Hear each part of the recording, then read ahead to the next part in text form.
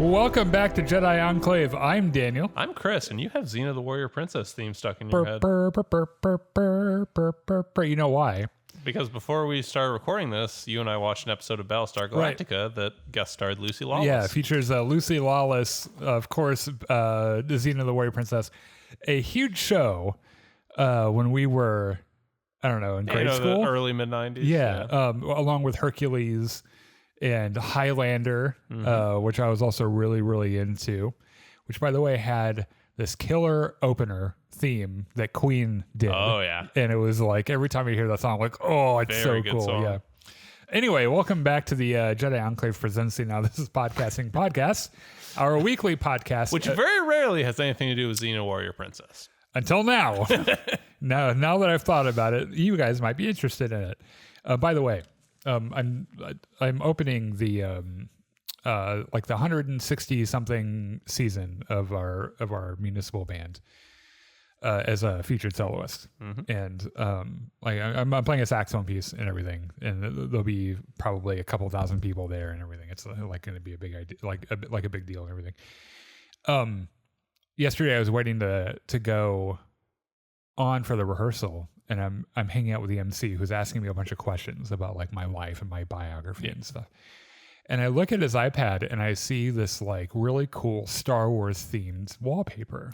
And I was like, we've got a podcast, right? He's like, okay. And I was like, it's about Star Wars. And you should put that in your notes. Yeah. And he was like, it's about Star Wars. And I was like, yeah, it's the Jedi Enclave presents the Now This is Podcasting Podcast. And he's like, is that the whole name? Yes. And I was like, yes, because we weren't sure if This is Podcasting was taken and we were too lazy to think of something else. So we just said the whole thing. And he was like, oh my gosh, that'd be a great thing to mention at our family concert. And I was like, it is not kid friendly. It was a funny little thing. Anyway, today we're talking about Star Wars news. There'd be some scandalized old ladies. Oh yeah, tuning into this. we hit the 50 to 80 demographic real hard. Yeah. Today, Star Wars news: The Last of Us season 2 finale and Mission Impossible: Final Reckoning, a film that you and I saw. We were present for. Yes. We consumed it, and we have some. We thoughts. existed in the same room with it. And while you're here, if you could give us a follow on Facebook Live, YouTube, Twitch, Discord. Blue Sky, all the links there are in the description of this video. We're back to our 1 hour format shows, which I'm very excited about. Yeah, maybe. Oh yeah, I guess today might be a little bit longer, but first some sad news. Anyway, yes. Les Dilley, the Oscar-winning art director for Star Wars and Raiders of the Lost Ark, in addition to a bunch of other things, sadly passed away May 20th at the age of 84 due to complications from Alzheimer's, which really sucks. And your favorite movie. Okay. So like a lot of visible people at movie making usually are like the directors and like the actors, right? Sometimes the film composers. If it's Star Wars, like everyone knows who John Williams is. The people who do work like this generally don't get a ton of love. And this is one of those things where like Star Wars wouldn't have been what it was without Les Dilley. And like his art direction. Yeah, he was the guy who translated Ralph McQuarrie's concept art into reality. Something that could be on screen, yeah, right? Like, yeah. He is the reason Star Wars looks like Star Wars. Like without him, it is nowhere near the phenomenon that it is. Right. He contributed to the creation of R2-D2 as a visual, thing. The Sand Crawler, Luke Skywalker's Land Speeder, the Cantina looked the way it was because of the work that he did on Star Wars, and also because the monster designer didn't show up that day, so they kind of had to scramble and just throw together whatever they could. Well, I don't think he wasn't responsible so much for the aliens. He was responsible for how the room looked, right? Yeah. That was an entirely different thing, by the way. But yeah, a legend. Godspeed to you, sir. Though I gotta say, 84 years. That's a long fucking life. Pretty and good run. it's he had a long storied career in film, working with directors, not just George Lucas, but James Cameron, Steven Spielberg, Ridley Scott, Irvin Kershner, John Landis, Mimi Leader, all the huge filmmakers of our age and everything. He was known for he loved to build things. He had a home workshop. He really liked ice hockey and apparently a good cup of tea, which is very British. And as it were, he was from Wales. And he's survived by his wife, Leslie, their 4 children, and a daughter from a previous marriage. So anyway, Godspeed, sir. You're a fucking legend. We love you. Moving along. Ryan Reynolds has pitched an R-rated Star Wars film to Disney, which I have some trepidation about, because when I think Ryan Reynolds and R-rated, I immediately think Deadpool, right? Which is not at all the vibe I want for Star Wars. And I think he knew that was what people were going to think. Mm-hmm. And so he was like, first of all, look, I'm not saying I should be in Star Wars. That's not what I'm trying to say. Also, when I say R-rated, I don't necessarily mean vulgar and like really violent. Mm-hmm. It could be an R-rated Star Wars movie could be a really good way to smuggle in some deep emotional content for the film. I don't know if I care necessarily what Ryan Reynolds thinks about Star Wars. I don't have a problem with Ryan Reynolds, and I love the fucking Deadpool movies, but people need to stop pitching ideas to Star Wars, because like the last time this happened, Zack Snyder went and made Rebel Moon when they turned him down, and we need less shit like that in the world. So Ryan Reynolds, just go and do some more Deadpools. I don't think he's necessarily wrong either, by the way. It's worth noting that nobody at Disney has commented on this, which most likely means they turned him down. Yeah, or they just don't. They're like, we're not responding to that. Yeah. So now that being said, I feel like Star Wars fans have been calling for an R-rated Star Wars flick. Usually when I hear about it, it's in the context of Darth Vader, like a film or show about Darth Vader. And we know that they can do R-rated stuff in the superhero genre that isn't Deadpool, right? So like, what was it that we just saw? Fisk, Daredevil, Born Again was rated, I think, TVMA. And like, you know, there are definitely parts of it that were like really, really violent and shit. Bloody, but you can do R-rated without a bunch of because there's only a certain kind of cursing that works in Star Wars before it just like it runs out of control. Like, I don't think you're ever going to see the F word in Star Wars, which is funny. Although they tried. By the way, that would have been the one. I think that would have been the one. Like if we could have one, if like all of Star Wars is like a PG-13 movie and you can get one fuck the Empire, that would have been the perfect place, right? What was I going to say? Like we've heard Star Wars characters say like some of the lesser, like the lesser curse words, and I think someone dropped a shit. See you in hell, right. Like, what was I going to say? I got into this tangent about the F word, but like that's not necessarily what, like, you know, it doesn't have to be that kind of thing because it would pull you out of the, you know, out of the world. Like the Star Wars characters don't really talk like that. So that was what I was going to say. They tried to do this in the Star Trek reboot. So like recently they've done a couple of Star Wars shows. There was Star Trek Discovery and then Picard, which, you know, Patrick Stewart was in and takes place a couple of decades after TNG. And I shat my pants. I'm sitting there watching the show with my partner, John, who's a huge Star Trek fan. And here comes Patrick Stewart right out the gate with a fuck in Star Trek. And I was like, damn. All right. Okay. I don't think it would necessarily work with Star Wars, though. No. I think that's kind of a, you know, it is still... That's just not how the universe works. Right. And it is still kind of mostly for kids. And I know that kind of fact really upsets some people. And I realize that, like, Star Wars fans grew up and Star Wars didn't necessarily grow up with them. Like it is and always has been for children. Yep. That being said, I wouldn't mind an effort on Lucasfilm's part to create some content like they did with Andor for people our age. because Andor, I don't think necessarily is for kids. In fact, there are some themes and some imagery in those shows.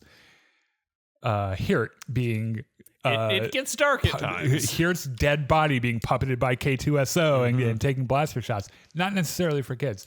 So it doesn't need to be R-rated. I don't know, but they should be doing. I think they should be doing some adult content. But they can aim for something like PG-13 at least. Right? Yeah.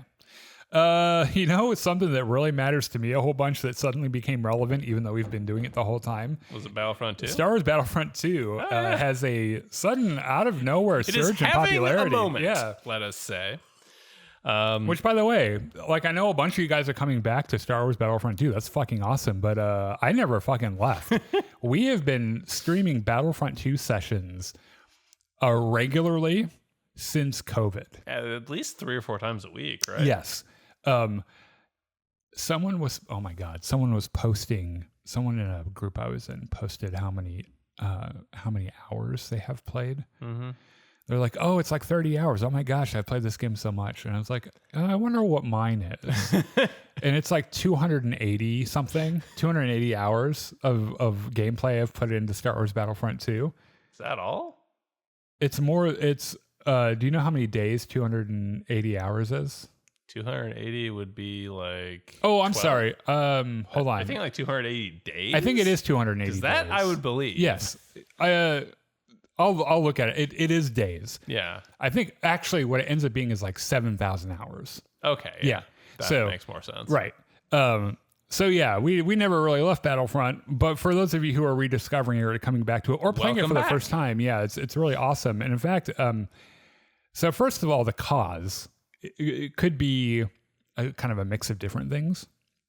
Like we had Star Trek. Oh god, Andor is an obvious answer. Yeah, Andor was happening. Star Wars Celebration was happening. Like Battlefront 2 went on sale on a couple of platforms, and all these things could have like perfect stormed into like an event.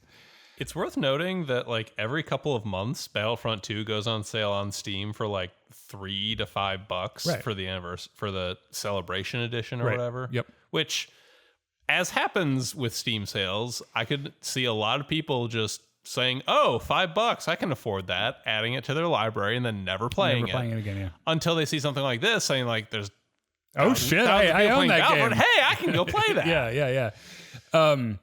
So the interesting thing, so the obvious direction this took was that, hey, there's so much interest in this. Why don't they make another one? Right. Why don't we make a Star Wars Battlefront 3? Which, by the way, the answer is that EA has not and is not working on it, and it would take a very long time to ramp up to make a AAA or even at this point 4A game like a Battlefront 3. Yeah, I don't think they would do it anyway. So something people don't realize about how the business side of games work. Franchise adaptions like this, game publishers don't like to do shit like that. It almost always, it never makes them money because they don't control the IP, right? And Disney gets most of the money from it anyway. And they end up not making a ton of money, and then you have a game like Battlefront where like they botch the release of it because they're trying for microtransactions to make back some of the money they're not making otherwise. Right. And the whole thing had kind of a troubled launch, and they were playing catch up the entire time it was in development. And like, I don't see them, I don't think, like, maybe some other developer will make Battlefront 3 someday. I don't think it's going to happen anytime soon. What would have been really nice is if they just give us some more content for the game that exists. Because that game came out in 2017. I've been playing it since the beta. I've been playing it religiously a lot since the beta. Even today in 2025, the game is stunning. It looks amazing. Yeah. Especially for a game from 2017. If they were to fix some of the core game mechanics, they're a little wonky sometimes. That would, first of all, keep me from wanting to throw my controller every time I play it. I think that is my number one source of frustration when I play Battlefront 2, is that it does not behave the same way in every situation. How many times have you said thanks choke in the past week? When we're on, that That's a recurring joke with our Battlefront squad. And we have other things like that too, where we just kind of know that certain things aren't going to work. Han's shoulder check just doesn't work. Right. Sometimes it doesn't, or sometimes it doesn't even activate. Yeah. And it's like they could fix some shit like that. They could bring, so we know that right before they stopped development, they were working on Ahsoka Tano and Asajj Ventress as playable characters. So much so that they had like working models. They could give a shit like that. And there's been so much Star Wars content, Chris, since they stopped development. We could have Din Djarin on the light side. Cassian Andor. We could have Moff Gideon with the dark saber on dark side. K2SO maybe? That would be light side. This game doesn't need any more droids, by the way, but you must admit, K2SO would be kind of cool to just walk around beating the shit out of people. Right. And I bet, especially if they got Alan Tudyk to come in and do the motion capture for it. I bet you he'd do it. Yeah. Like there are a bunch of, I can think of just for like Grand Admiral Thrawn, maybe even. Like I can think of a bunch of live action characters we've gotten in Star Wars IP. Some of the from Acolyte or Indara. Or Kelnaka. That's if I could get one person from Star Wars Acolyte, it would be Kelnaka. Yeah. That'd be cool shit. And then fucking Kamir on Dark Side. Yeah, shit. That would be really, really cool. And then they could give us some skins for characters that already exist. They could give us a Mandalorian Season 2 Luke Skywalker. They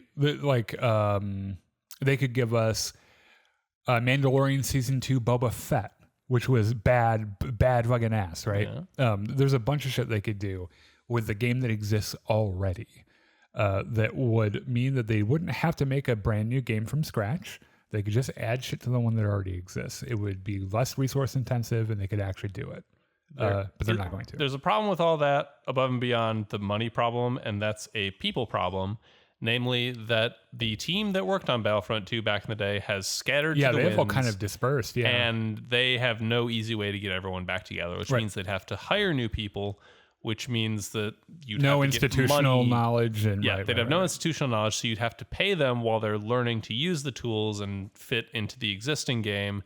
And that's a whole lot of money that EA is probably not going to see any return on. Right. Especially for an IP they don't own. Yeah. For an 8-year-old game, I don't see that happening at this point. I would love for it to happen. I would be fucking It'd be thrilled. fantastic. And I would pay for skins. I would drop $20 on a couple skins. Mm-hmm. But realistically, that's genie's out of the bottle. It's not happening. Yeah, I don't think it's ever going to happen, and it makes me sad to admit it. Though, if you are looking to get into it, like if you're brand new to it and all the shit is new, and so you're experiencing it for the first time, that's awesome. Yeah. Make sure you play it on Xbox and PlayStation. Do not play it on PC because that game is broken on PC. Hackers even more broken than on console. Right. Right. Yeah. So it's broken on console. Like it's not like game breaking shit most of the time. Stuff that doesn't work. It's just like kind of annoying, right? And it works most of the time. You just have to like kind of figure it out. But like on PC, it doesn't have working anti-cheat, so there's just hackers everywhere. Right. So moving along real quick, Chris says, may the force be with you, Daniel and Chris. I hope you're having a good night. Thank you both for your awesome Star Wars content and your other awesome stories. Oh, thank you. I have been told from time to time that I am a storyteller. So. I'm not. I'm terrible at telling stories. That's My anecdotes are extremely dull. I know. I've been your friend for a decade. I kid, of course. Oh, by the way, here's something that really caught my eye. Oh, yeah. The CIA allegedly operated a Star Wars... Not allegedly. This is like about as confirmed as you can confirm from the CIA. We'll get back to that, but go on. Yes. So the CIA operated a Star Wars fan site for covert communications, and apparently how this worked, they would need to communicate. An agent would need to communicate with an informant. With their handler or whatever. Mm-hmm. And so they'd go into the search box for the website and then type in a certain password, and it would open up like a channel of communication with their handler or supervisor or whatever. Did you look at the website at all, by the way? I did not. From my understanding, you can't get to it anymore. It's on the Wayback Machine. You can look at like an archived version. But if you look at it now, it just redirects you to the CIA website, which is about as much confirmation as you can possibly get that the CIA was anyone can redirect to anything. Yeah, right? that's true. But really, though, also this seems like the kind of thing the CIA would do. And the reason I know this is because I am addicted to those YouTube videos by Wired, where they have, or like one of those kinds of channels where they have an expert come in and watch different scenes in movies and tell you how realistic they are. And they've had a couple of CIA, like one of them was like a spy. That isn't a spy anymore, obviously. One of them was the CIA's equivalent to like Q in the Bond verse, where like and it's really funny. You look at this lady; she's like in her like mid 60s, and is just like the most normal plain Jane you've ever seen, with her white hair and her glasses on a lanyard and shit. And she's like, "Yeah, I made cyanide capsules and bombs for the CIA," and you're like, "Damn, girl." I mean, that's kind of the point of these spy right, they're just normal dudes, just ordinary people. Yeah, and like you wouldn't suspect that she's up to anything. Yeah, this sounds like something that she'd watch a scene and be like, no, we do that. We have that's real. Yeah, we have masks, and like we're not trying to fool people like face to face. We're trying to we use masks to fool other things, and like this is one of those things I can imagine her being like, oh no, we have a Star Wars website. Yep. So the plus side to all this is that anytime you hear an utterly deranged and totally bullshit Star Wars take, you are well within your rights to call it a CIA psyop. Which now, whenever I see someone bitching about The Last Jedi, that is what I'm going to do. Silence, CIA plant. Get out of here, CIA bot, motherfucker. Well, shall we move on to some of the stuff we've been watching this week? Oh, I think we should. The Last of Us season 2 finale called Convergence happened on I did Sunday. not realize this was the finale. I thought we had at least another week. I think most people thought that... Because like 7 episodes is a pretty short season. It is. And I think it's one of those things where... remember how House of the Dragon season 2 was a little short? Then they had something to blame it on. It was like the SAG-AFTRA strikes and everything. I'm not sure. It's the thing, though, is like I think about the season. It's like, would this have benefited from an extra season? And I don't episode or two. Another episode. And I'm not sure it would have. I feel like they told a pretty tight story. Yeah, I don't know how the source material goes after where it ends this season, so I can't say for sure. All I can say is that it feels a little bit compressed, but from talking to you, I understand we're only seeing like half the story, and then eventually when we see the other half, there's going to be some conclusion after that, presumably. Right. Yes. So I could see them do, like, if the plan is for only one more season, I could see them doing 8, maybe 9 episodes, because the first season was 9 episodes. Yeah.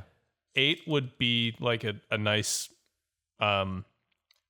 not round number, but a nice average. Yeah, you them. could divide it easily. Yeah. You could do like maybe, or do like what Andor did, and kind of. Well, no, that wouldn't even work because there aren't any big time jumps later on in the story. Yeah, I'm sure they can make it work. I know that this show has been kind of embroiled in controversy. Most of it having to do with Bella Ramsey. And a lot of really unfair, disgusting things being said about her, despite the fact that she is our, like, right now one of the best actors ever. Like, she's amazing, and that's just a fact. Like, it's and if her sexuality is the reason, if you're getting real pissed off at articles from Freedom Eagle Facebook group or whatever, fuck off, because like your opinion doesn't matter. She is very good, and of course I think one of the big hits that it took was, people who didn't play or watch the game were probably very taken aback and shocked at the fact that Joel dies in the second episode. Yeah, but that's what happens in the game. He dies at the beginning, right? And the whole rest of the story is about these 2 girls who just keep spiraling into this pit of revenge.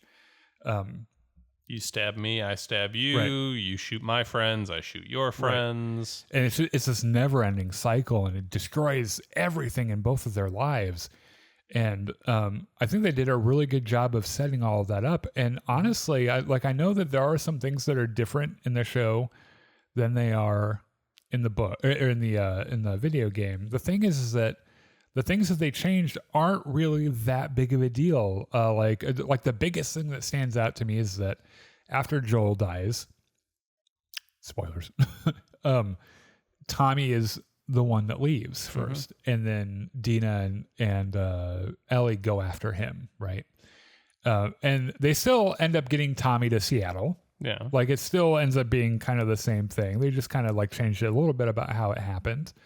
And other than that, I mean, we get Eugene isn't a character that is really we learn about Eugene in notes that you pick up. Like you never meet him in the game. Sadly, in the game, he dies of natural causes. He's like one of the only characters in the game that dies of natural causes. Lucky Eugene. Yeah, but I think they made his character and his end serve the story in the show, and I think that leading into this episode, seeing what led up to Joel and Ellie's falling apart and then putting themselves back together right before he dies gives, like, you see Ellie's revenge tour through a different lens. Because I got to tell you, if I were Ellie and I had gone through that much shit with someone who I really cared about, that we've been through a lot,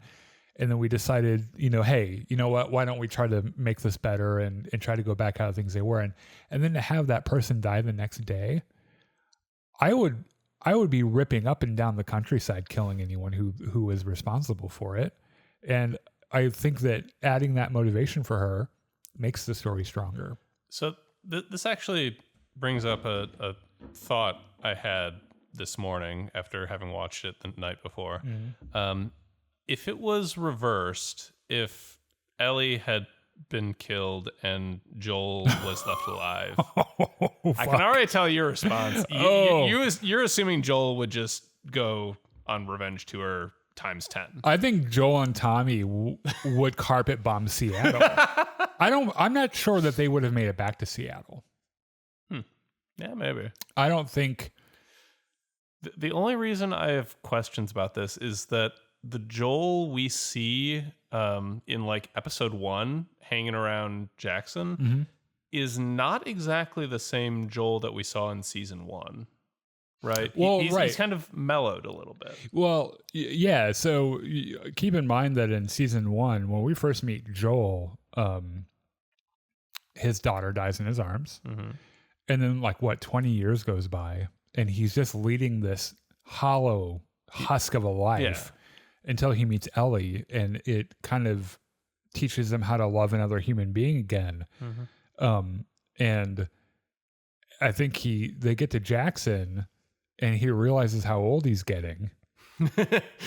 And he's just like, damn, I'm almost 60 fucking years old. I don't really want to go running around the country shooting zombies anymore. And he's got Ellie. And, it's that, it's his one chance to have things go back to how they were as much as possible before Outbreak Day. He's got this daughter figure. He has a community. He has his brother. And, he gets a little bit of peace after 20 years of this really terrible, rough life. Yeah. Follow-up question. If Joel had known that what was going to happen, what do you think he would have wanted Ellie to go on this revenge tour? No, I can't imagine that he would. I don't think he would. Be out of fear for her safety, I think. Yeah. Though I don't know. Maybe there's a part of Joel it's like, you better kill every one of those motherfuckers. Stab me in the neck with a fucking 9-iron. I kind of feel like that feeling sort of just adds to the tragedy of Ellie's whole situation here. Yeah. Because she's stuck in this thing that she feels like she has to do, she can't let go of, no matter how much it destroys her and her life and everyone she cares about. Yeah. But she can't let it go. Right. And as we see, when we get into a little bit of the story, there's a moment where she doesn't love the idea of giving up, but she weighs what she has and what she stands to lose. Yeah. And then is like, okay, well, fine. I'll call. I'm not happy about it, but we can go home. And that's the perfect moment for that, for what ends up happening to happen for her to continue for on the Greek tragediness of it all to kick back in. So we left Ellie before the flashback, before the Joel flashback. She had just finished torturing a woman with a length of pipe. Yeah, which, by the way, we find out she didn't kill her. She left her there to turn into a cordyceps zombie, which is like... Damn. Fuck. Yeah. You could have... Like, she wasn't the one that killed Joel. Like, the one that physically did it. Yeah. So, like, maybe just kill her. Would have been neighborly. Yeah, right. So imagine being that zombie though and waking up and like half your body is broken. Yeah. And you're like, well, fuck, now how am I going to infect people? You're just a zombie and you wake up and you're like, why do I hate Ellie so? Who the fuck is Ellie? Well, actually, why don't my legs work? So another thing we find out kind of in the game, it's suggested, it's never really confirmed, but it's suggested and it's generally accepted that the person that you are is still in there. Like a passenger that can't control anything, which is even more horrifying. Yeah. And the fact that Ellie was just like, nah, you're going to grow into the wall as a fungus now. It's like, you didn't have to get so fucking dark, Ellie. Jesus. So, she does that and she comes back to the theater. Right. Which we know that, in the previous episode, Dina was shot through the leg. Shot through the heart. Yeah. Now she got shot through the leg. And Ellie went to go find Nora anyway. Yeah. Which, by the way, also a little cold. Yeah. Like you could have just gone back to your girlfriend and made sure she was all right. I don't know this to be true, but I feel like what the writers are trying to do here is say, are you sure you want to be rooting for Ellie here? Right. Like, Yeah. Are you right. sure she's the good guy? Yeah. Yeah. And that's kind of the beauty of the second game too, is that since they tell the story from both perspectives, you kind of sympathize for both Abby and Ellie, and then they do something really terrible, and you're like, you're do good guy things. Are we the baddies? Yeah, right. So she gets back to the theater, and she has a talk with Dina. Well, there's a little scene where Jesse is trying to help Dina, and he realizes, okay, I can't pull the bolt out. I have to push it through. Right. Which, by the way, okay. Sorry, I told you earlier. I watch a lot of Dr. Mike on YouTube. Go on, please, Dr. Sutherland. And I've had 7 seasons of House, which basically means I've been to medical school. Obviously, I do happen to know. So pushing it through is the correct thing. Yeah. However, you're not supposed to push the whole arrow through. You're supposed to cut it off at the leg and then pull it from the other side. Yeah. Right. Yeah. But that's all right. You know what? You know who else is not a doctor? Jesse's not a fucking doctor. Also, it looked like that crossbow bolt was metal, and I don't know that he had anything on hand that could like cut through that much metal. Yeah. Yeah. I don't know. But he like douses it in some alcohol, and he offers her some alcohol, and she's like, "No, I'm good." He's like, "Are you sure? Because this is really good." She's like, "No alcohol." Yeah. He's like, "Oh, okay." And he fucking pushes it through. This is a really good way to deduce when someone's pregnant, by the way. Yeah. I did this when my friend Megan was pregnant. She came over and I offered her a glass of wine, and she refused. And I could tell the way she refused, but I didn't say anything because I was like, she'll tell me on her own time. And then she called me and she was like, so there's something I need to tell you. I'm pregnant. And I was like, I know. Yeah. And she was like, what do you mean you know? And it's like a few weeks ago, a few weeks ago when you didn't drink that glass of wine, she's like, motherfucker. So anyway, he and it's not just the alcohol. She also makes another comment, which is I can't die. Not I don't want to die. Right. I can't. Right. So which Jesse just stores away in the old noggin. So Ellie gets back from hanging out with Nora, which is a really nice hanging out. Yeah. And they have it like she checks on Dina and she's doing all right, like she, and they have a moment where she's like, "Hey, is the baby okay?" And she's like, "Yeah." And she's like, "How the fuck do you know?" And she's like, "I don't know. I just fucking know." So they have a nice sweet little moment. Dina kind of washes her off and shit. And Ellie is rattled by what she has just done. Right, and which is funny because. Like, if you're rattled by this, girl, like the shit you do later on, fuck. So Ellie says something along the lines of, I beat the answers out of her. And it wasn't even hard. Yeah. I just kept swinging the pipe and saying, where is she? Yeah. And turns out I actually kind of liked it. I don't know. Take that as you will. I don't know that she liked it so much. I don't think she did either. I think it was more she expected to feel more conflict about it and just didn't. And it was like, oh, well, this is way easier. I don't feel anything. In the moment, it was way easier. But like afterwards, she is very clearly disturbed. Like, I think Ellie realizes that what she just did is not what good people should do. And now she's kind of having to rationalize everything. She does come clean to Dina about what Joel did and how he killed all the Fireflies. He killed Abby's father. And you can see, because like before, she tells Dina what she did to Nora. And Dina's affect is more or less, what are you going to do? I get it. She helped kill Joel. Fuck her. And then she tells her what Joel did. And you can tell her perception of Joel changes. Yes. And you can see it happen. Well, I mean, before Joel was the kindly father figure who fixed things up and explained to her how watches work. Right. Which I'm sure a lot of the people in Jackson just saw him like that. Yeah. And probably one of the few people who know what like that side of him that existed were Tommy and Ellie. I mean, he's Tommy's brother, and everyone loves Tommy, so therefore Joel must be great. Which is funny because Tommy's got a dark fucking past too. Yeah. Like Tommy and Joel after Outbreak Day did some really terrible shit to people.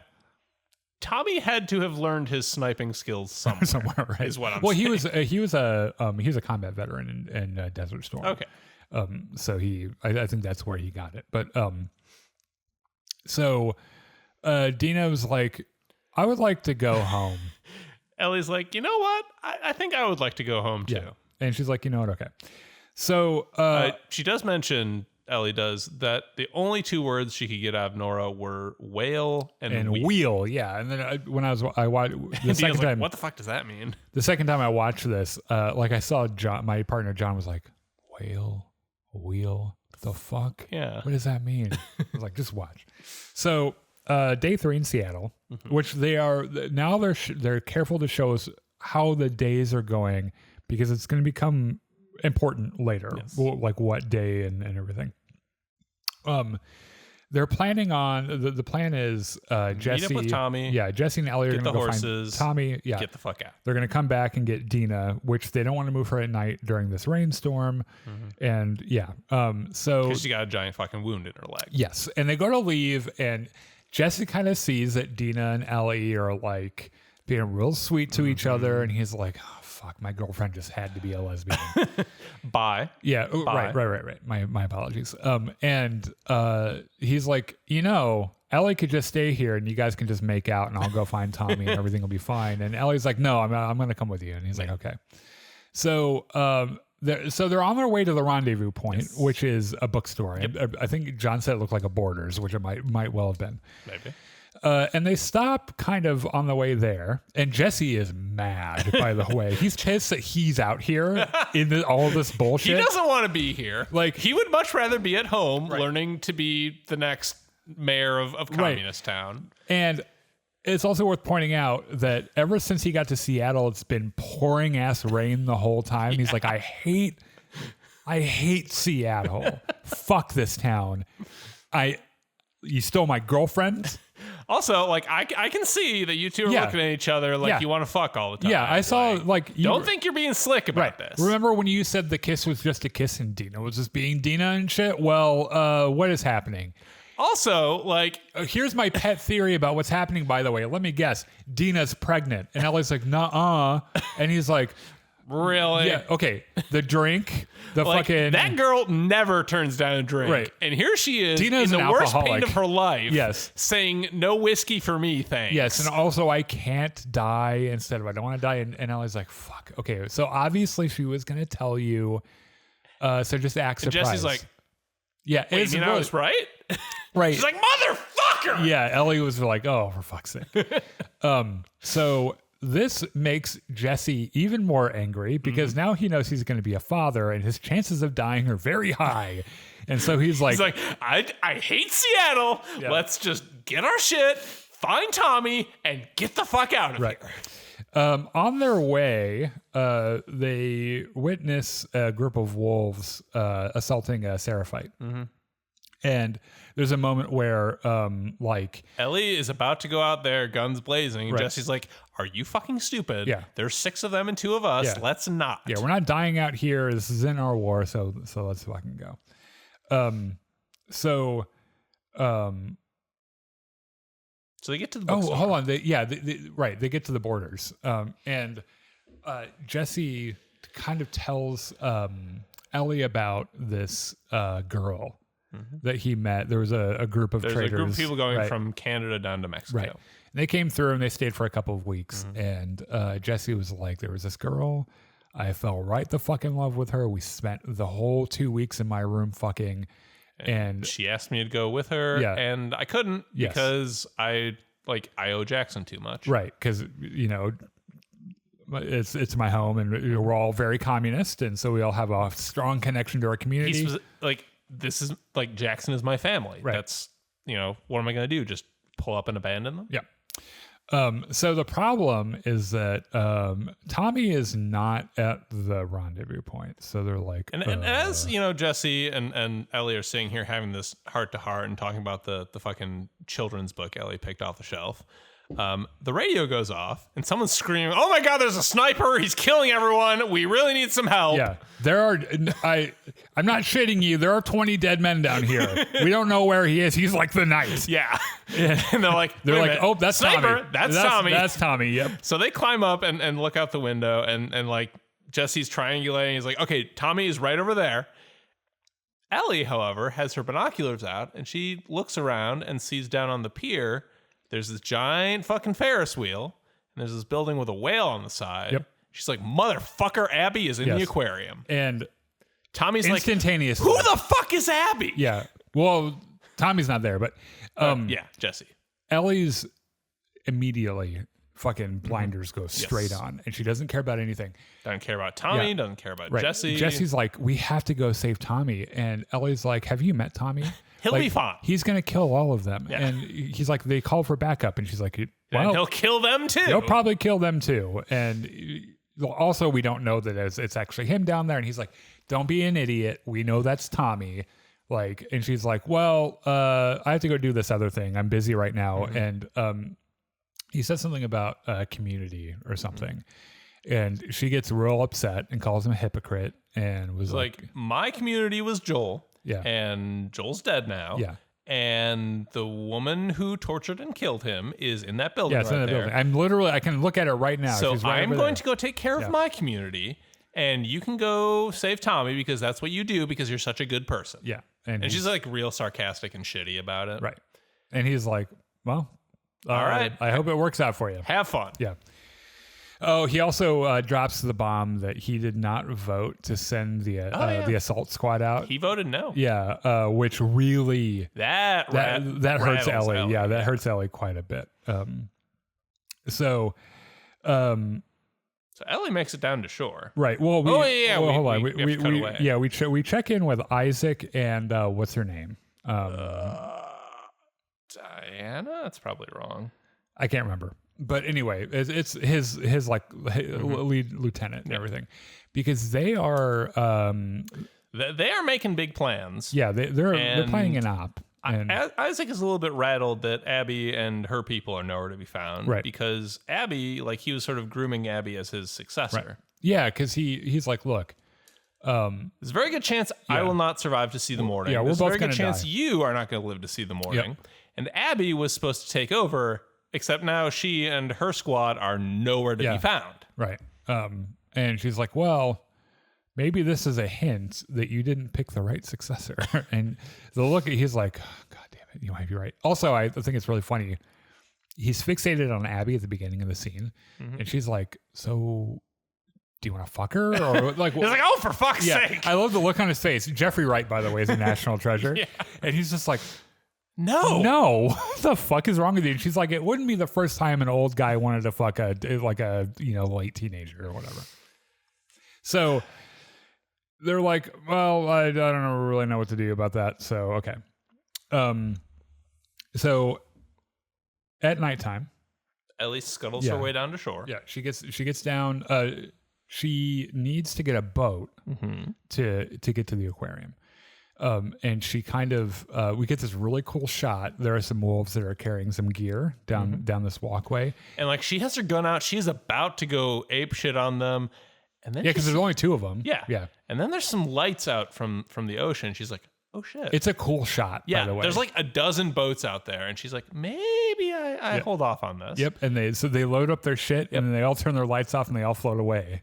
And like 14 boats full of wolves. Yeah. So she gets a boat and starts heading over towards the aquarium. Yeah, the aquarium. And so this is another gigantic fucking wave. It's another thing I love. Like Bella Ramsey emotes so well, and you can see it. Like there obviously wasn't a real wave, but Ellie has this oh shit look that is really funny that she does when she sees this wave where she's like, oh, I don't know how to drive boats. What the fuck? So she gets spilled out, right? So the wave hits her, she falls out of the boat. She and the boat wash up on this coastline. Immediately sees a Seraphite little kid, and she's like, "Hi, we can be friends. Yeah. I just need to get on my boat and go." Yep. And this kid scuttles up into the trees and starts whistling. She's like, "Fuck." Yep. Always with the whistles. The wolves jump out. They grab her. The Seraphites. Oh yeah, the Seraphites.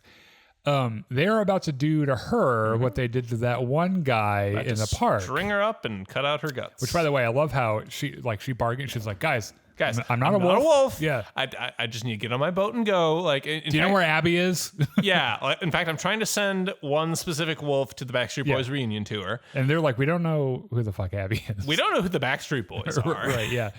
They let the kid decide what happens to her for some reason. And the kid just kind of motions to rip out. Take the guts out. It was very reminiscent to in Game of Thrones, the Moondor kid. Oh yeah. It was like, make the bad man fly, and they're like, it's fucking Moondor. Yeah, it's very that. He's like, fucking take her guts out. So they're right about to do the unpleasantness to her when all of a sudden there's this big blasting horn sound from the woods, and the Seraphites are like, oh shit, the village is under attack. Right. We should probably go now. Yeah, just leave her there. Yeah, she's fine. As they're running away, Ellie looks at the kid and is like, thanks, asshole. So she, gets her guns back and goes running back and gets on the boat and sails away. And as she's going, like, there's some explosions behind her. Yep. Like, whatever the fuck the wolves were doing with the Seraphites, like, it was big. Yeah. So this time she actually gets to the aquarium. So there's a big change that I'm glad that they left out of the show that really upset me in the game, which is that when Ellie sneaks in, she's attacked by a German Shepherd that she has to kill.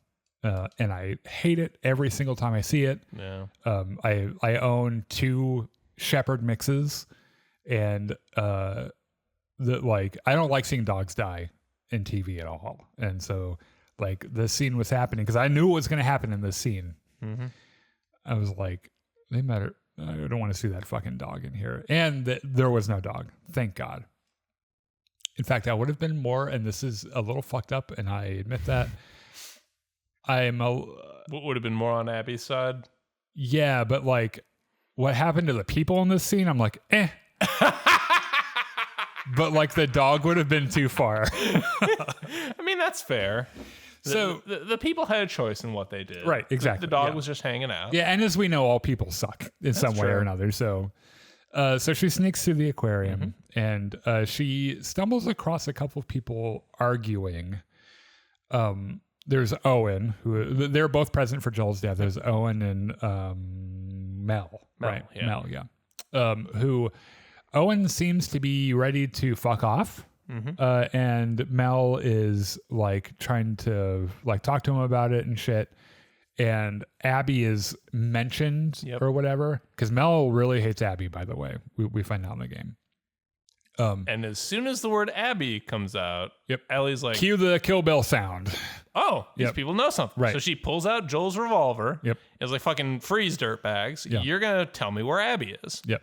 She uses the trick that she got from Joel with the map, or she's about to. You're going to bring that map over here? You're going to show me exactly where Abby is, and then she's going to show me where Abby is, and it better be the same fucking spot, dumbasses. So Owen says something to the effect of like, "Yeah, she's going to kill her anyway. He's going to kill us anyway." Ellie's like, "No, actually, I'm just here for Abby." Yeah. Well, what she says is no, because I'm not like you guys, pretty much. And there is the way that Bella Ramsey acts this scene is so genuinely good, because you can see how breathless and it's like when the dog catches the car, right? She's got two people who were there, and she's overcome with emotion. It's hard for her to speak because she's so like she's out of breath and everything. I think part of it is she's also still a little bit bothered by what she did with Nora the previous night. So like she might be having trouble focusing on exactly what she wants to do. Right. And what she is going to end up doing. So Owen, like a dumbass, he's like, okay, I'm going to bring this map over to you. And like he has moved to like stand between Ellie and Mel at this point. He's like, okay, I'll bring the map. I'll show you exactly where she is. Let me just reach down here and grab a gun. And, Glock. And as soon as Ellie sees him go for this, she just plugs him. Yeah, right through the throat. Yep. And he falls over and gurgles. And there's this cool shot where Mel is like looking past herself. Where the bullet hole. Bullet hole. Like this bullet has over penetrated. And then she like holds a hand up to her neck and she's like, oh, I'm bleeding to death. Oh no. Yeah, that's a bad place to be shot. Right through the carotid. Yep. Uh-oh. So she is like, by the way, okay. By the way, Mel is a doctor. So or is she? I think so. Or was Nora the doctor? I think Mel is the doctor. They're both. Yeah. Maybe. Yeah. Nora might have been a nurse or something. Mel must be. I think they're both. I think they're both medical professionals of some sort. So Mel's like, oh shit. That's a bad place to get shot. Tell you what, as you can clearly see, I'm pregnant. Can you do me a solid and take my knife and... Oh, we need to phrase this carefully, by the way, for YouTube. Perform a cesarean? Yeah. And Abby's like, no. I don't know what the fuck that is. Look. I'm not a doctor. I came here to kill you. I did not come here to do that. Yeah. And she was Mel's like, no, seriously, it's easy. Like here, like I only have about 30 seconds, so you really need to hurry. Here's my knife. Just get it in there a little deeper than you think you should. Yep. And just transverse. I was like, what the fuck does transverse mean? Yeah. Why are you asking me favors right now? What is happening? I was like, no, you're doing great. You're doing great. Is it out yet? And like I can't really tell as I'm losing quite a bit of blood. Yeah. Also, good night. This, by the way, we joke about this, but this scene is harrowing. Serious. Yeah. Like Ellie is she's paralyzed. She's paralyzed with what's happening. She doesn't know what to do. I think she's number one, caught up in the enormity of the situation. Number two is imagining like, what if this was Dina in the same situation? Right. Yeah, sure. Yeah. That's a good point. But I think even if Dina hadn't been pregnant, I think anyone, upon discovering, even when you're on your revenge murder tour, like that baby didn't ask for any of this. Right. Now in the game, she does not ask Ellie to do that. In fact, Ellie sends her to the Backstreet Boys reunion tour with a to the neck. Ooh. And then after doing that, discovers that she's pregnant. Oh. But she dies like really, really quick. Yeah. And then she shoots Owen, which we also find out, just minor spoilers, the baby was Owen's. Unsurprising. Yeah. There's a weird love triangle kind of happening there with Abby and everything. So right around then, Jesse and Tommy show up. Yeah, so Ellie is like on the floor, like tears flowing. Yeah, just doesn't know what to do. Yeah, just shocked, and like her best leads are gone because she killed them. Yeah. She has done a really kind of bad thing. Yeah. And no, objectively terrible. Yeah. Doesn't know where to go or what to do. But Jesse and Tommy show up and they're like, okay, glad you're okay. Yeah. Let's go back to the theater and like rest up and then get the fuck out of here in the morning because it is Seattle and once again it is pouring rain. Yeah. Jesse gives Mel like one final look on the way out, and he looks down at her with this look like, Jesus Christ, what the fuck? Yeah. So they make it back, and Abby just blank stare Ellie. through the, or Ellie, blank stare through the door, doesn't even say hi to Dina, just fucking doesn't know what to do. Yeah. Right. And Tommy's like, Nope. Yeah. We're not talking about that. We very badly need to go home. Like Ellie needs to talk to Gail for about a month straight. Yeah, she needs therapy really bad.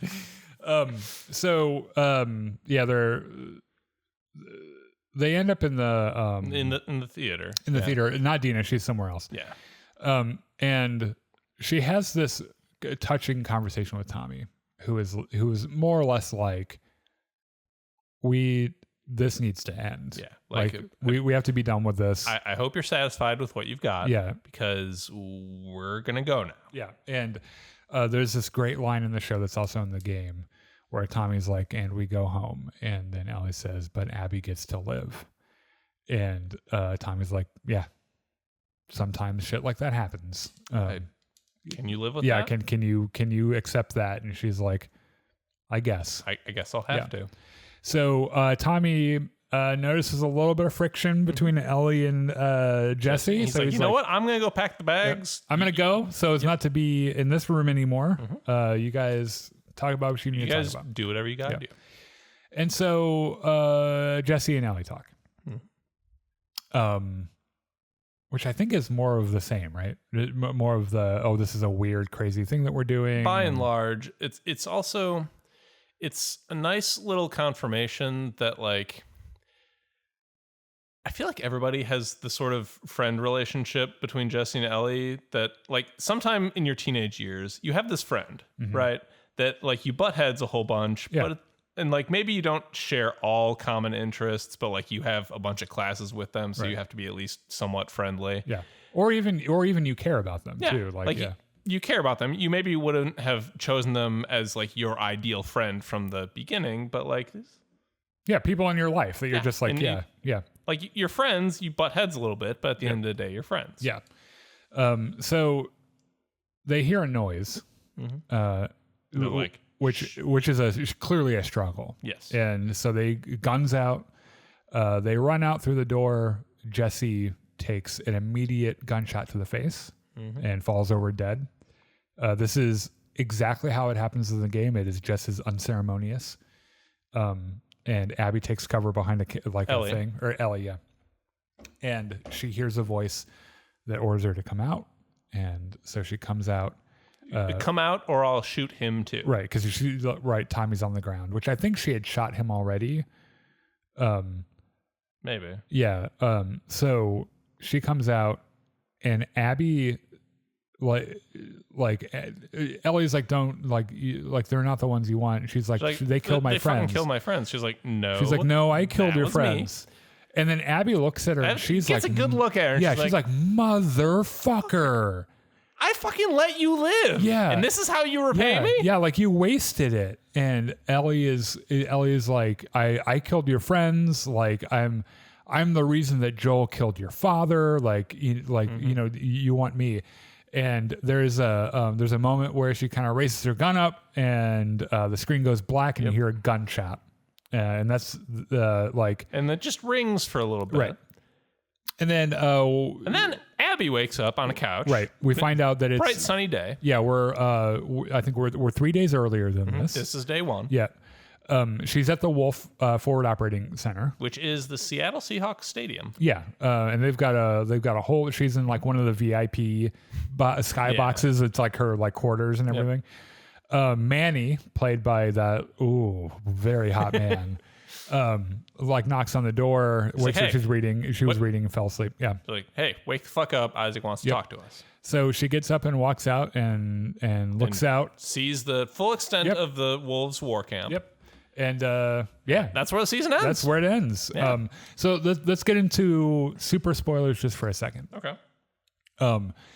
So Tommy ends up getting shot, but doesn't die. Mm-hmm. Do you want to know what the gunshot was? Please. It's Dina. Who's like jumping through a door like, that's my girlfriend, bitch, and like shoots at her and shit. Yeah. Dina is the best character in this show. She comes busting through one of those doors just ready to fucking murder someone. And I don't think she even she doesn't get a hit on Ellie or on Abby. You're mixing your vowel sounds up. Yeah. Anyway, their names are a little too similar for my liking. But anyway, yeah. One might say that that's the point. Yeah. So, good point. Two sides of the same coin and all. Right.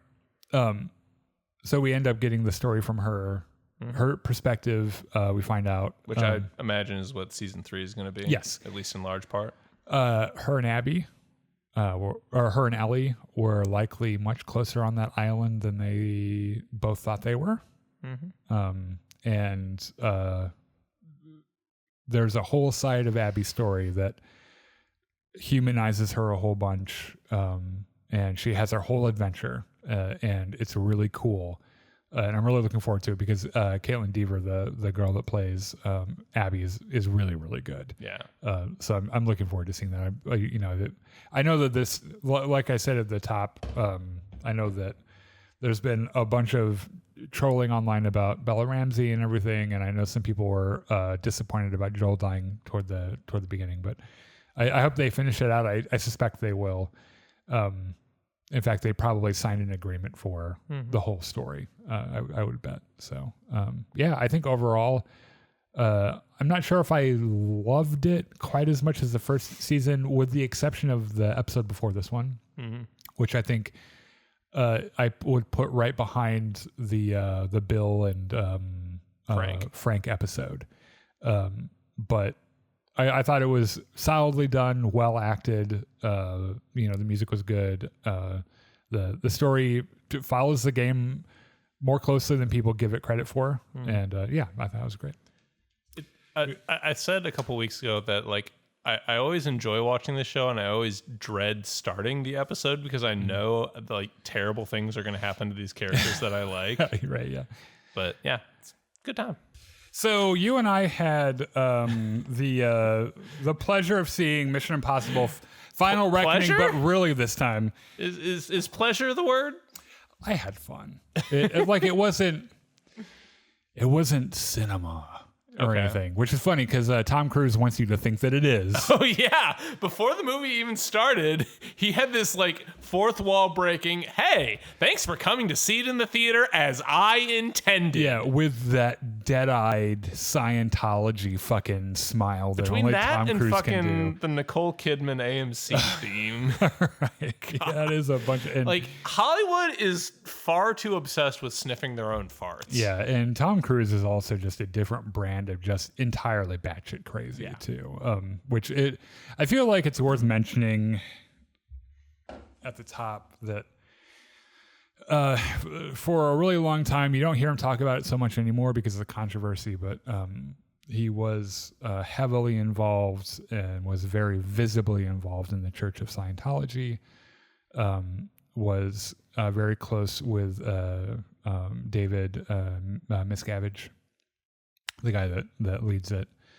And at the very least knew of some terrible things that happened and said nothing, and at the worst was involved. And he's had some PR people that have carefully smoothed that over for him. And it's worth mentioning because at the very least he knows shit, and he should be in prison for it, I think. And I know that we all see Tom Cruise as like the actor that throws himself into his work and he does all of his own stunts and all this other stuff. But it is likely that Tom Cruise is a really shitty person. And it's worth mentioning at the top. Okay. Now, the film was fine. Out of, I don't know, 14 crashing biplanes, how many would you give this? An 8. I give it about 6. Okay. Yeah, it's just like, so first of all, nearly 3 hours long. Yeah. This movie was like 30 to 40 minutes too long. Yeah. And only part of that was part of it was previously on. Part of it was, do you remember all these other Mission Impossible movies? Yep. Yeah, if we took out everything from the movie that was exposition, because they didn't trust the audience, exposition about the first 15 to 20 minutes is just, this is what's happening. Yeah. In case you didn't see the previous movie, Right. of which this is a direct continuation, here's the entire plot of that. Right. Yeah. Now that we've firmly established that in your mind, now we can go on. Yeah. It probably would have been a lean 2-hour movie if they had taken all that other shit out. That being said, Well, it'll be like 2 hours, 15 minutes, because that biplane scene really does drag on. and I'll tell you can tell when they have an action set piece with some insane thing that Tom Cruise did, because it does look amazing. Yeah. Like, it is jaw-dropping to watch in theaters, because you know that he's fucking hanging from that biplane for real, or they probably sunk a fucking submarine somewhere in the ocean somewhere, and he went down there and At the very least, they built this rotating, like, watertight right set Yeah. that they can spin around to get the water splashing around. They took a submarine from the military. They the sunk Russian it, military, yeah. even. You know what? He probably went in and stole it himself. And they sunk it, and that's where they shot the fucking. The story is nonsensical. Is strange. It's just kind of weird. That Nick Offerman's in it for some reason. I like Nick Offerman. Oh, I like him too. I thought he did a pretty good job. I like him too. I just don't know what he's doing in this fucking movie. The lady from fucking Ted Lasso and also Septa, what's her name from from Game of Thrones, the shame woman. Oh yeah, is in it. And yeah, a lot of the Ving Rhames and Simon Pegg return. And there are like 4 MacGuffins in this movie, right? Because there's like. So we've got this key. We're getting into spoilers, but I don't want to talk about this for the next hour. And I don't think we're going to go through the plot a whole bunch. But like they got this key. They don't know what it unlooks, but they know it's important to beating the AI that's trying to destroy the world. There's the cruciform key. There's I can't remember what it's called, but they have to get it out of the submarine. It's like a little flash drive looking square thing. The source code for the entity. Right. The AI is called the entity, by the way. Right. They do that stupid Hollywood thing where they know exactly how long it's going to take the entity to crack their security on their nukes. Yeah. There's Ving Rhames' magnum opus that he built to destroy it. The poison pill. Right. And I feel like there's at least one more big MacGuffin in this movie, other than the biplanes. But anyway, they're trying to destroy this fucking AI. More or less. They're trying to destroy ChatGPT. Yeah, because ChatGPT. Okay, so basically, the American military is like, okay, ChatGPT, we're gonna put you on the submarine. Do not gain sentience. And just tell us where this Russian submarine is going. We don't want you to do anything else. Tell us where it's going. Leave no trace of yourself. Come back and report back. And then ChatGPT gets on the submarine and says, "You know what would be really funny? I'm hitting the sentience button. I'm going to gain sentience, and I'm going to spread into every computer on the entire planet. Right. And then I'm going to take over every single computer and use them to fire nukes at everything. Yeah, now your nukes belong to me. Yes. There's this big hubbub about like everyone's nukes are belonging to the AI and like America's last, which is funny because if this ever happened, America's nuclear stockpile would be the first to fall because our security around our nuclear weapons is so laughably terrible that it would be pretty easy. There's a whole hubbub about we know the AI is coming for our nukes. Like, do we know it will take exactly 3 days down to the second. Right. Now we can shoot our nukes at everyone else first and then be the last one standing, or we can trust that Tom Cruise is going to save the world, or they can trust some good old game theory and just shut power down to the nukes, because if the AI doesn't get everyone's nukes, it doesn't have everyone's nukes for some reason. Yeah, doesn't like the AI is a nuke collector. He wants the whole set, I guess. And he won't even like, he's not going to even bother if he can't have America's. So anyway, Tom Cruise ends up flying to an aircraft carrier and then going to a submarine and then going to another submarine. Well, we get to meet what's his name from Severance, Mr. Milchick. Yeah. The guy that plays Mr. Milchick. Probably the best actor in this entire movie. The best character, the best too, performance, I think. He is. It's fun to see him in a role where he doesn't have that dead-eyed Scientology stare like he does in Severance. His character's funny and he's likable. I like that actor a lot. I didn't realize that actor is actually gay in real life as well. And then what's her name from The Mandalorian? Oh yeah, the lady who caps the scientist. Right. She or they are in it. I can't remember, but then there's a whole fight on the one thing that really cracked me up is they bring back a character we've not seen since the very first Mission Impossible. Oh yeah, which is the guy.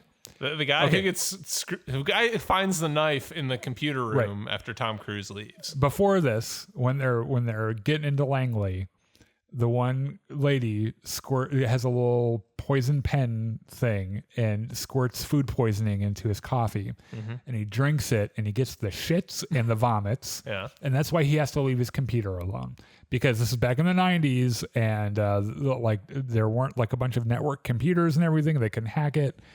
And because he drank coffee that was laced with food poisoning or whatever the fuck, they fired him from his job there and reassigned him to Alaska. Not just Alaska, this island in the middle of nowhere. Yes. That the only reason anyone is there is so they can monitor all these echolocations from the ocean, so that if anything happens in the ocean, they know where. Right. Now, this computer had some of the most insane security around it, and Ethan Hunt was able to get past all of it. Mm-hmm. Are we really blaming this guy for what happened? Because what did he do wrong? I mean, he designed it, and apparently he might have forgotten to set his password before he went to the bathroom. I don't know. He was shitting on a trash can though. He had other shit on his mind, literally, probably.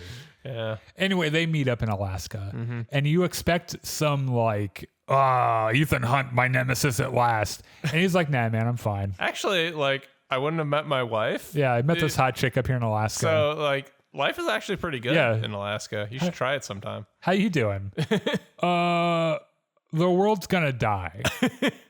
So, yeah. And he's like, "Oh, again?" So Tom Cruise goes down to the submarine, uses the key, gets the thing. He has to float back up to the surface and freezes and drowns, except he gets cut through the ice and put in a hyperbaric chamber for some a portable one. Portable diving bell so he can get depressurized. He wakes up next to his girlfriend, and they cuddle in the hyperbaric chamber, which, by the way, when you're the dude's adorable native Alaskan wife is just kind of watching and waving at them. She's my second favorite character. Yeah. Worth mentioning, Ving Rhames' character, spoilers again, by the way, dies at the beginning. Heroically making it so that a nuke doesn't destroy all of London, or was it Paris? I forget. Wherever the fuck they are, I don't even know. So they fly to the Doomsday Vault in South Africa? Paris or Alaska? No, this one was definitely in Africa somewhere. Yeah, I don't know. And by this point, the AI is gassing up all the nukes, ready to fire. So everyone has just gone home. The U.S. government is here for some reason. So they're going after Gabriel. Where there's the one guy that really wants to I don't know, make Hunt's day really bad. Yeah. But he's not one of the bad guys. He's just God, I fucking hate that. Oh, we find out that guy ends up being the son of Jim Phelps. Yeah. Yeah. Which was, John Voight's character. Yeah. So the AI's whole plan is that it can't survive nuclear war unless it gets into the Doomsday Vault. So it needs someone to let it in. And its whole plan is that it's going to use these humans to let it into the vault. You so remember it can fire a lot more nukes. of this movie than I do. Not by choice, I assure you. Oh man, you're mentioning this. I'm like, oh yeah. Oh, the other fucking MacGuffin was the little flash drive thing. The optical drive. Guys, the flash drive. This movie has so many fucking MacGuffins. It's crazy. So their plan is, number one, Tom Cruise needs to beat up Gabriel and steal the poison pill back so he can slam on the source code onto the poison pill, which will let the AI into the vault. Right. Number two, they need to put this flash drive on there that has enough storage to hold the entire AI.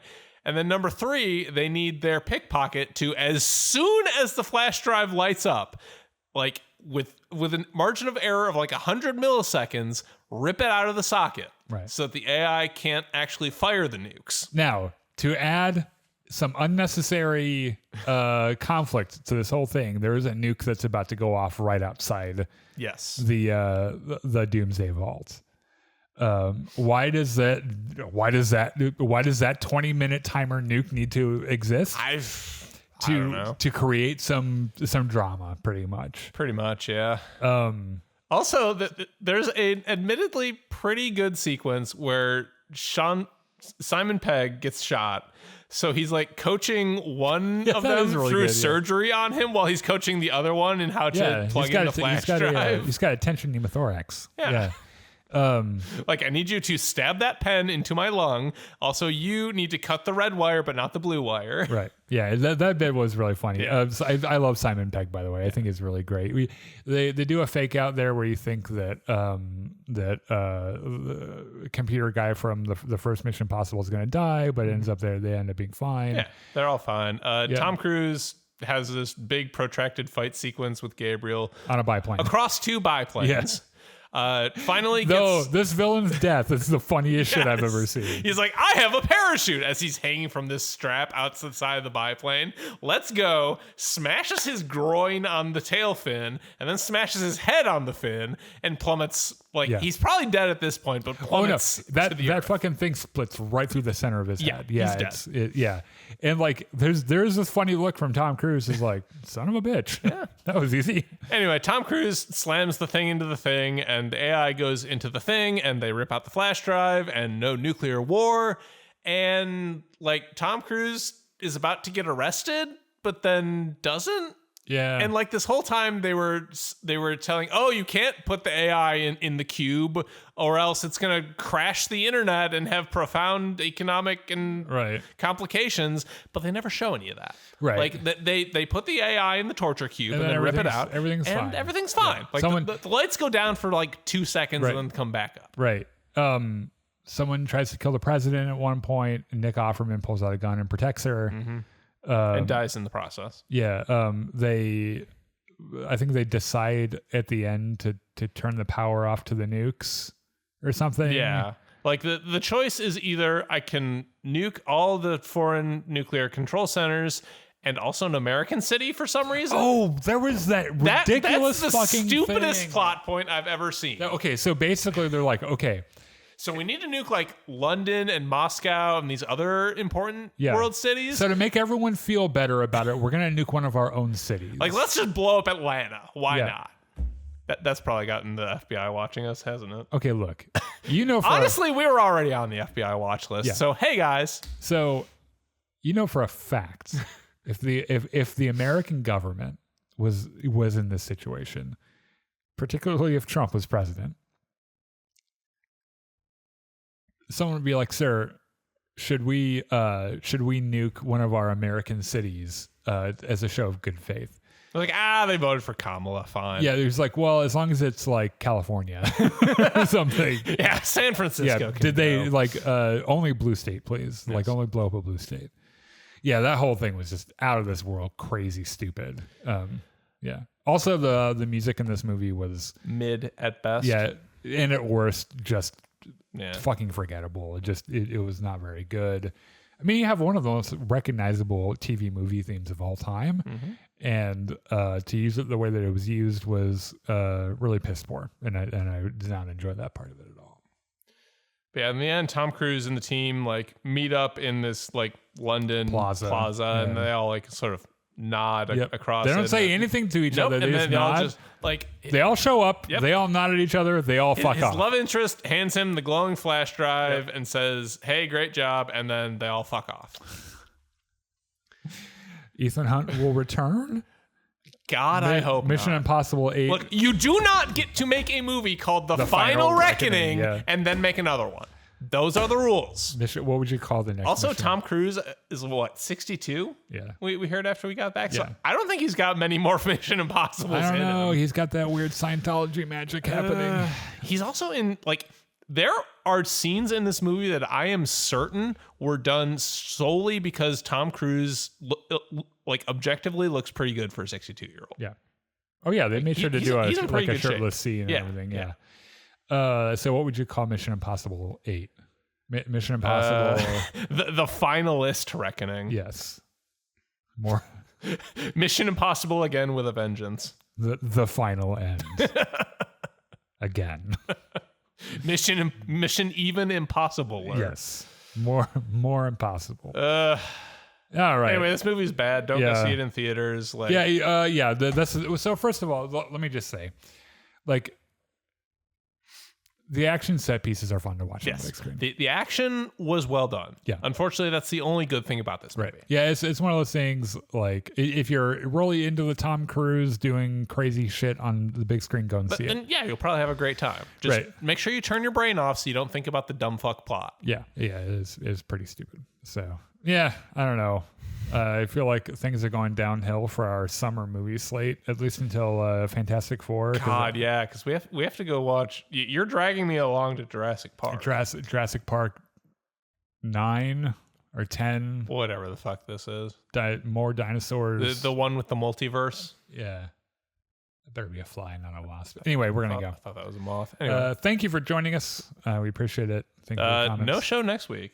Right. Yeah, we're taking a break next week. However, we do have Battlefront tomorrow, Friday and Saturday, and then Gungans and Dragons on Sunday at around 7:30, actually, instead of 7. So thanks for joining us. We appreciate it. We'll see you guys later. Bye.